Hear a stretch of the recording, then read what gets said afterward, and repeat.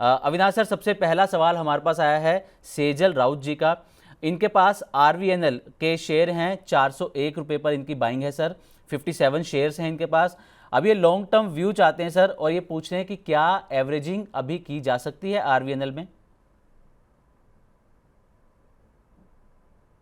है तो आरबीएनएल अभी भी बहुत अच्छे ऑर्डर बुक पे बैठी है, रेलवे का काम करती है, इंफ्रास्ट्रक्चर का काम करती है, और मुझे लगता है कि ये एक ऐसी कंपनी है जो आगे साल 1.5 साल नंबर्स बहुत अच्छा दिखाएगी। हालांकि देखिए एक आध क्वार्टर नरम था, लेकिन अगर रेलवे का बजट देखे और जिस प्रकार से एक्सपांशन हो रहा है, मुझे लगता है कि थोड़ा सा ये एवरेज भी कर सकते हैं, लेकिन नजरिया कम से कम साल 1.5 साल का रखिए, क्योंकि ये शेयर बहुत लोअर लेवल से काफी जल्दी और बहुत तेजी से भागा है। अभी स्टॉक कंसोलिडेट हो रहा है, और एक बार नंबर्स की कमेंट्री अच्छी आएगी, मैनेजमेंट कमेंट्री अच्छी आती है, तो यहाँ पे आपको अच्छा पैसा बनाने का मौका मिलेगा। बट पॉइंट यही है कि आपको यहाँ पे थोड़ा सा मीडियम टर्म टाइम फ्रेम रखना है। Okay, medium term time frame आपको यहाँ पर सेजल जी RVNL में रखना होगा। उसके बाद आपको यहाँ पर अच्छे खासे लेवल इसमें देखने को मिल सकते हैं। तो चलिए अगले सवाल की तरफ बढ़ते हैं। हमारे पास अगला सवाल आया है नीलाद्री कुंदू जी का। ये पूछ रहे हैं कि इनके पास JM फिनेंशियल के 1800 शेयर हैं, 195 रुपीज़ पर इनकी बाइंग है सर। अब ये 1 साल के लिए सर आपका व्यू इसमें चाहते हैं, और पूछ रहे हैं कि टारगेट क्या हो सकते हैं सर इसके? नहीं, मेरे ख्याल से देखिए टारगेट तो यहाँ से भी मैं समझता हूँ कि अगर नजरिया आपका साल सवा साल है तो करीबन 15-20% की अपसाइड आपको मिलेगी। ये कोई डाउट नहीं कि कंपनी अच्छी है, लेकिन हाँ इसमें शॉर्ट टर्म में थोड़ा सा चैलेंज है। बट कहीं ना कहीं मुझे लगता है कि आपका नजरिया कम से कम 12-15 महीना होना चाहिए। देखिए अभी इस टाइम मार्केट में बिकवाली दिख रही है, थोड़ा कंसोलिडेशन दिख रहा है, तो ऐसे टाइम पे आपको अच्छे क्वालिटी स्टॉक्स लेके बैठना है, लेकिन टाइम फ्रेम थोड़ा लंबा रखना है। ओके नीलाद्री कुंडू जी, आपको टाइम फ्रेम यहाँ से 12 से 15 महीने का रखने की सर ने सलाह दी है JM फाइनेंशियल पर। ठीक है, अगला सवाल हमारे पास आया है सर लक्ष्मीपति जी इनका नाम है। ये पूछ रहे हैं कि VBL 75 शेयर्स हैं इनके पास, 490 रुपीज़ पर इनकी बाइंग है सर। अब इसमें क्या करना चाहिए सर VBL के अंदर? देखिए वरुण बेवरेजेस कंट्री का सबसे बड़ा सॉफ्ट ड्रिंक्स और कार्बोनेटेड ड्रिंक्स का डिस्ट्रीब्यूटर है। इनके bottling plants all over the country है। ये ओवरसीज में एक्सपेंशन कर रहे हैं। देखिए अभी इस कंपनी की का बिजनेस मॉडल ऐसा है कि जब भी गर्मी आती है तभी इनके सेल ज्यादा बढ़ते हैं। इस बार गर्मी कम थी, बारिश भी काफी एक्सटेंडेड था, तो इस क्वार्टर में कोई ज्यादा ग्रोथ देखने को नहीं मिला। लेकिन जो मैनेजमेंट की कमेंट्री थी, उन्होंने कहा है कि अगले 6 महीने में होपफुली वो ग्रो करेंगे। अभी एक बात तो सिंपल है कि अप्रैल टू जून का इनका पीक क्वार्टर होता है, तो कहीं ना कहीं मार्केट में अनुमान है कि आने वाला साल इनके लिए एक नॉर्मल स्टेडी ग्रोथ रहेगा, लेकिन अगले साल ही ग्रोथ वापस आएगा। तो नंबर्स अच्छे हैं, मैनेजमेंट अच्छा है, ग्रोथ पोटेंशियल अच्छा है, लेकिन इमीडिएट शॉर्ट टर्म में कोई बड़ी अपसाइड एक्सपेक्ट मत करिए। यहाँ पे भी मैं यही कहूंगा कि साल भर का नजरिया है तो ही होल्ड करिए। यहाँ पे जो हाई है इसका करीबन 650-700 रुपया है। कंपनी बहुत बेहतरीन है, तो इसमें थोड़ा समय निवेश करके बैठना बहुत जरूरी होगा। ओके, तो वरुण बेवरेजेस में 1 साल तक का आपको नज़रिया लेकर यहाँ पर लक्ष्मीपति जी चलना होगा। उसके बाद आपको इसमें अच्छे लेवल भी देखने को मिलने वाले हैं। अगला सवाल राम किशोर यादव जी का है सर। ये पूछ रहे हैं कि इनके पास इनके शेयर का नाम है वेंट इंडिया। इनके पास सर इसके शेयर्स हैं 67 शेयर हैं इनके पास, और 9,250 रुपये पर इनकी बाइंग है सर। अब ये पूछ रहे हैं कि इसमें क्या स्ट्रेटजी लेकर चलना चाहिए सर? नहीं देखिए ये भी एक ऐसा स्टॉक है जो एक एमएनसी कंपनी है और बेसिकली जो स्पेशलाइज्ड काम करती है। यहाँ पे भी मैं यही कहूंगा कि नजरिया लॉन्ग टर्म रखिए, क्योंकि देखिए इस कंपनी के भी नंबर्स हमको लगता है कि अगले साल काफी अच्छे आएंगे। जी। यहाँ पे शॉर्ट टर्म में कोई बड़ी अपसाइड आएगी ऐसा लगता नहीं है। अगर नजरिया थोड़ा सा लंबा है तो ही यहाँ पे निवेश करिए। अदरवाइज शॉर्ट टर्म में अगर आपका विचार है कि ये 1-2 महीने में बढ़ेगा, तो मेरे ख्याल से ये सेल ऑन राइज वाला कैंडिडेट होगा। ठीक है सर। और सर वोडाफोन आइडिया, इस पर सर आपका क्या व्यू है? क्योंकि वोडाफोन आइडिया इस वक्त सरकार पर पूरी तरीके से यहाँ पर डिपेंड नज़र आ रही है कि सरकार क्या फैसला लेती है। सुप्रीम कोर्ट ने 27 अक्टूबर को जो सुनवाई हुई, तो सुप्रीम कोर्ट ने सरकार से कहा है कि जो AGR ड्यू है उसको लेकर वो दोबारा से विचार विमर्श कर सकते हैं। अगर सरकार उसमें कुछ बदलाव करना चाहे तो वो भी कर सकती है। लेकिन उसके बावजूद खबर वोडाफोन आइडिया के लिए पॉजिटिव थी, लेकिन शेयरों में गिरावट है सर। तो क्या यहाँ पर कोई अगर फ्रेश एंट्री वोडाफोन आइडिया के अंदर करना चाह रहा है तो सर क्या कर सकते हैं यहाँ से? देखिए मेरे ख्याल से वोडाफोन इंडिया एक प्योरली ट्रेडर स्टॉक बना है। अगर आप उसके नंबर्स देखे, फंडामेंटल्स देखे, तो हर क्वार्टर में 2000 या 3000 करोड़ का घाटा होता है। इनके कस्टमर्स भी अभी कम हो रहे हैं क्योंकि जियो और भारती काफी तेजी से बढ़ रहे हैं। और सबसे बड़ी बात देखिए ये एजीआर का जो मामला है, इससे कंपनी को ज्यादा से ज्यादा 6000 करोड़ का इनफ्लो मिलेगा। बट इनका जो कर्जा है वो करीबन 2 लाख करोड़ है। तो मैं समझता हूँ कि देखिए ये स्टॉक उन्हीं के लिए अच्छा है जो शॉर्ट टर्म पोजीशंस या ट्रेडिंग पोजीशंस लेते हैं। फंडामेंटली मुझे नहीं लगता है इस लेवल पे किसी को एंट्री करनी चाहिए। ओके, तो सर टेलीकॉम सेक्टर में ही अगर कोई पैसा लगाना चाह रहा है तो जियो, एयरटेल, वोडाफोन में से आप किस में रेकमेंड करेंगे पैसे लगाने के लिए सर? नहीं, मुझे लगता है कि देखिए भारती एयरटेल जो आज थोड़ा सा नरम ट्रेंड में दिख रहा है, देखिए जी। ये ऐसी कंपनी है जो अगले 1.5-2 साल में और भी वैल्यू और भी वेल्थ क्रिएट करेगी।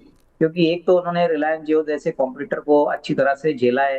जी। एक तीसरा कंपटीशन आने के बाद भी अभी उन्होंने 5G रोल आउट किया है। तो कहीं ना कहीं देखिए ये पोर्टफोलियो कैंडिडेट है। ये ऐसा नहीं है कि आपको हर महीना 2 महीने में रिटर्न देगा, लेकिन अगर नब्बा निवेश करना है और टेलीकॉम सेक्टर को आपको ऐड करना है तो भारतीय एयरटेल डेफिनेटली शिफ्ट करिए। थोड़ा सा गिरता है तो और खरीदिए, लेकिन ये डेफिनेटली लंबी रेस का घोड़ा है।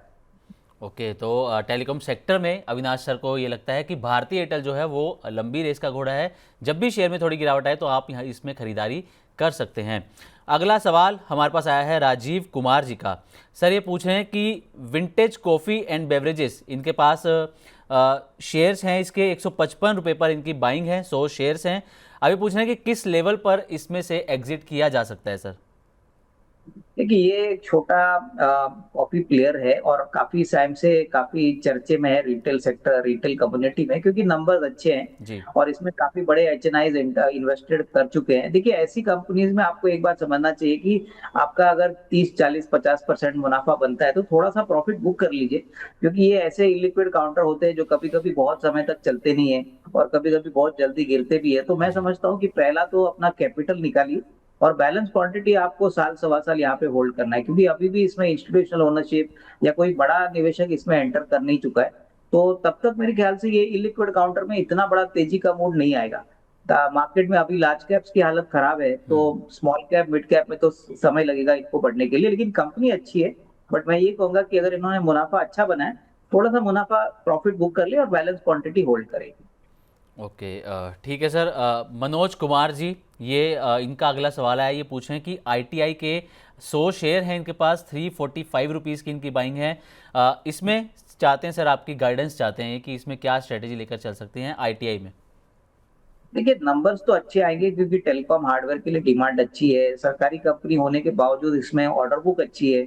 तो कहीं ना कहीं मुझे लगता है कि ये भी एक लॉन्ग टर्म का एक अच्छा विकल्प हो सकता है। बट यहाँ पे आपको पकड़ना जरूरी है। ये क्वार्टर ऑन क्वार्टर शायद आपको ग्रोथ इतना नहीं दिखाएगा, क्योंकि इनके लिए तीसरा और चौथा तिमाही बहुत बड़ा होता है। जी। इसका बिजनेस ज्यादातर सेकंड हाफ में ज्यादा दिखने को मिलता है। तो आई वुड से दैट ये एक अच्छी कंपनी है। बट मेरे ख्याल से 6 से 12 महीने की अवधि अगर आप रखते हो तो ही इसमें अच्छा रीजनेबल रिस्क रिवॉर्ड आप एक्सपेक्ट कर सकते हैं। ओके, ठीक है सर। मोहम्मद फरहान जी, इनका सवाल है, सिप्ला के 100 शेयर हैं, 1625 रुपये पर इन्होंने खरीदारी की थी। अब ये क्या 1 महीने के लिए और इसको होल्ड कर सकते हैं सर? देखिए अगर मान के चलिए डोनाल्ड ट्रंप साहब ने इमीडिएटली यूएस इंडिया की ट्रेड पॉलिसी अनाउंस कर दी, तो इसमें अच्छी छलांग आप देख सकते हो, क्योंकि फार्मा एक ऐसा सेक्टर है जो यूएस मार्केट से क्लोजली रिलेटेड है। सिप्ला का भी काफी बड़ा एक्सपोजर यूएस मार्केट्स में है। तो 1 महीने में अगर ये होता है तो डेफिनेटली इसमें अच्छी खासी बढ़त मिल सकती है। लेकिन मान के चलिए कि अगर 1-2 महीना कुछ होता नहीं है तो वापस शेयर वही ट्रेंड में चलेगा, क्योंकि अभी Q2 के नतीजे आ गए हैं। जी। हालांकि नंबर्स ठीक ठाक थे। अभी कोई फ्रेश बाइंग इसमें नहीं आएगी और कोई फ्रेश ट्रिगर ना होने के कारण 1 महीने में तो आपको रिटर्न डिफिकल्ट है। हालांकि लॉन्ग टर्म प्रोस्पेक्ट्स तो अच्छे हैं, बट 1 मंथ का रिटर्न इनको चाहिए तो ये इवेंट प्ले आउट होना चाहिए। तो ये बात इन्वेस्टर को ध्यान में रखना चाहिए। ठीक है सर। अच्छा सर, जो Q2 के रिजल्ट अभी तक जिन कंपनियों के आए हैं, आपको किस कंपनी के रिजल्ट सबसे ज़्यादा इंप्रेसिव लगे हैं कि इस कंपनी ने इंप्रेस किया हो आपको? देखिए मेरे ख्याल से जो बैंक्स है, स्पेसिफिकली सरकारी बैंक्स है, जी। वहां पे आपने अच्छे नंबर देखे हैं। एसबीआई हो गया, पीएनबी हो गया, bank of Baroda, Canara bank हो गया, फिर एनबीएफसी में कैनफिन होम्स के नंबर अच्छे हैं। हम्म। मैं समझता हूँ कि देखिए सरकारी प्राइवेट सेक्टर बैंक्स में आईसीआईसीआई बैंक के भी नंबर अच्छे हैं। तो बैंक्स एक अच्छा स्पेस है जहाँ पे अभी भी सस्ते वैल्यूएशन आपको मिल रहे हैं। तो ये एक अच्छा विकल्प हो सकता है। प्लस मुझे लगता है कि ऑटो में जो कंपनी अभी रिजल्ट डिक्लेयर करेगी, जैसे जी। एमएनएम है, एमएनए में बहुत बढ़िया नंबर्स आपको देखने को मिलेंगे, क्योंकि जो जीएसटी का कट हो गया है, नवरात्रि से इनके सेल्स बहुत अच्छी तरह से बढ़े हैं। तो मैं कहूंगा कि गिने चुने ऑटो ऑटो कंपोनेंट, उसके बाद जी। कैपिटल गुड्स, वहां पे फोकस कर लीजिए। ओके। ऑटो ऑटो कंपोनेंट्स हो गया, कैपिटल गुड्स हो गया, पीएसयू बैंक जैसा कि सर ने यहाँ पर जिक्र किया, ये अभी काफ़ी यहाँ पर अच्छे नज़र आ रहे हैं। तो यहाँ पर अगर कोई दाव लगाना चाहे तो अपना पैसा यहाँ पर लगा सकते हैं। आहिल खान जी का अगला सवाल हमारे पास आया है, ये पूछ रहे हैं कि इंटरनेशनल जेमोलॉजिकल इंस्टीट्यूट में क्या करना चाहिए। ये अभी 26% लॉस में बैठे हुए हैं सर। इसमें इनकी जो एवरेज प्राइस है वो 460 रुपीज़ पर है। अभी इसमें सर आपका व्यू चाहते हैं कि इसमें क्या करना चाहिए इनको। देखिए, मेरे ख्याल से company, first of all, globally सिर्फ दो तीन कंपनियां हैं जो जेम्स को सर्टिफाई करती है, लैब डायमंड्स को और नेचुरल डायमंड्स को। तो ये जो बिजनेस होता है ये हर एक को जमेगा नहीं। दूसरी बात क्या है कि इस कंपनी में कोई कर्जा नहीं है। इस कंपनी करीबन 80-90% की EBITDA मार्जिन पे काम करती है। अभी लोगों का मानना है कि नेचुरल डायमंड्स के मुकाबले में लैब डायमंड्स ज्यादा टिकेंगे नहीं। बट अगर आप इंडिया जैसी कंट्री देखें या अमेरिका देखें, तो सर वहां पे लैब डायमंड इसलिए चल रहे हैं क्योंकि सभी को एक्सेस हो चुका है। जी। आप कोई मिडिल क्लास या एफलुएंट मिडिल क्लास की बात करें तो वो भी खरीदते हैं। तो ये ट्रेंड जो है ना लैब डायमंड्स का, ये आगे भी बढ़ेगा। ऑफकोर्स थोड़ा सा ये स्टॉक अंडर परफॉर्म कर रहा है, बट मुझे लगता है कि आपका नजरिया यहाँ पे कम से कम 1.5-2 साल होना चाहिए, तो ही आपको यहाँ पे पैसा बनेगा। बिजनेस बहुत अच्छा है, लेकिन मार्केट अभी भी सोच रही है कि लैब ग्रोथ डायमंड में ग्रोथ ज्यादा आएगा नहीं, और उसी कारण से स्टॉक में एक बिल्कुल नेगेटिव रुझान है। बट नंबर्स काफी अच्छे हैं, तो थोड़ा सा टाइम यहाँ पे स्पेंड करिए। मुझे लगता है अगर टाइम फ्रेम लंबा है तो यहाँ पे पैसा जरूर बन सकता है। ठीक है सर, तो टाइम फ्रेम इसमें लंबा लेकर चलना होगा जेमोलॉजिकल में। अगला सवाल अखिल मिश्रा जी हमसे पूछ रहे हैं सर। ये पूछ रहे हैं कि इन्होंने डॉक्टर रेड्डी कल ही लिया था और आज ये 5% डाउन है। तो क्या ये एक महीने का व्यू इसमें क्या हो सकता है सर? एक महीने में शेयर कहाँ जाता हुआ नजर आता है सर आपको? देखिए, नंबर जो Q2 के आ गए वो कोई इतने दमदार नंबर नहीं थे। जी। और दूसरी बात क्या है कि नॉर्मली जब भी कंपनी के नतीजे आते हैं उसके बाद इमीडिएटली आपको बिकवाली का प्रेशर देखने को मिलता है। ये तो सिर्फ डॉक्टर रेड्डी नहीं, बट सारे स्टॉक्स के बारे में आप ये ट्रेंड आप देखो कि नंबर्स आने के बाद मार्केट को कोई नया मटेरियल या नया ट्रिगर मिलता नहीं है। तो मैं यही कहूंगा कि रिजल्ट के पहले अगर आपको खरीदना है और रिजल्ट अच्छे है तो आपको वो राइज में आपको निकल जाना है। अभी एक महीने का व्यू ये पूछ रहे हैं, मुझे लगता है कि एक महीने में ऐसा कोई बड़ा पॉजिटिव सरप्राइज आएगा ऐसा लगता नहीं है। तो मेरे ख्याल से सेल ऑन राइज का मामला होना चाहिए यहाँ पे, क्योंकि ऑलरेडी अभी Q2 का इवेंट हो चुका है। अभी जो बड़ा इवेंट है वो आपको यूएस ट्रेड पॉलिसी है, वहां पे अगर कोई जल्दी कुछ अनाउंसमेंट होती है तो फिर आपको महीने भर में रीजनेबली गुड अच्छा रिस्क रिवॉर्ड मिल सकता है। ओके, तो अखिल जी, एक महीने में कोई ज़्यादा अपसाइड यहाँ पर आता हुआ इस स्टॉक में नज़र नहीं आ रहा है, जैसा कि यहाँ पर सर ने बताया, अविनाश सर ने।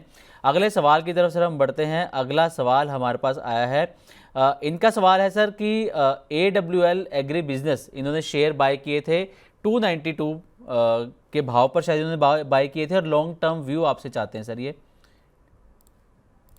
ठीक है, AWL ये अडानी की ग्रुप कंपनी है, और अडानी ग्रुप ने ये पहले भी जारी किया है कि वो अभी नए बायर को ढूंढ रहे हैं। तो अडानी को शायद ये बिजनेस से निकल जाना है बाद में। मैं समझता हूँ कि देखिए, जो फूड और एडिबल ऑयल का बिजनेस है, और वो जो आटा बनाते हैं, एडिबल ऑयल बनाते हैं, ये बहुत ही कॉम्पिटिटिव बिजनेस है। जी। तो मैं कहूंगा कि देखिए, अगर आपका नजरिया अगर लॉन्गर टर्म है तो ही यहाँ पे निवेशित रहिए। शॉर्ट टर्म में कोई बड़ी अपसाइड आएगी नहीं, क्योंकि ये बिजनेस बहुत कॉम्पिटिटिव है। और एक बार अडानी निकलता है तो उसके बाद कौन सी मैनेजमेंट आती है, कितना इक्विटी स्टेक बढ़ाती है, ये सब मेरे ख्याल से मैटर्स मार्केट क्लोजली वॉच करेगा। जी। तो नजरिया लॉन्ग टर्म रखिए और निवेशित रहिए। अगर आपको शॉर्ट टर्म में कोई अपसाइड चाहिए तो मेरे ख्याल से कोई बड़ा अपसाइड आएगा ऐसा लगता नहीं। ओके, अच्छा सर, अडानी ग्रुप की आपने बात करी, तो अडानी ग्रुप के शेयर्स में कल अच्छी खासी रैली रही अडानी ग्रुप के अंदर। उसके कुछ रिजल्ट भी उसके अच्छे आए थे अडानी ग्रुप के, और ऊपर से जो मार्क मोबियस जो इन्वेस्टर हैं, बड़े इन्वेस्टर हैं, उन्होंने कहा कि अडानी ग्रुप में इन्वेस्ट करना मतलब इंडिया में इन्वेस्ट करना। तो अडानी ग्रुप को लेकर आप बुलिश हैं सर या बेयरिश हैं? नहीं, हम तो पॉजिटिव है, लेकिन हमको इनमें से दो तीन स्टॉक्स काफी पसंद है। देखिए, अडानी पोर्ट्स है, उसके बाद अडानी पावर है, अडानी ग्रीन एनर्जी है। हमको लगता है कि ये ऐसी कंपनियां हैं जिन्होंने बहुत ही बेहतरीन इंफ्रास्ट्रक्चर बनाया है। और यही इनकी सबसे बड़ी पॉजिटिव बात है कि अगले 1.5-2 साल के लिए या 3 साल के लिए इनका जो कॉम्पिटिटिव स्ट्रेंथ है वो बहुत ही स्ट्रांग है। तो जैसे जैसे इंडिया ग्रो करेगा इनको डेफिनेटली बेनिफिट मिलेगा। लेकिन वैल्यूएशंस महंगे हैं। तो मैं कहूंगा कि अडानी पोर्ट्स अगर आपको थोड़ा सा निचले लेवल पे मिलता है तो आप एंट्री करिए।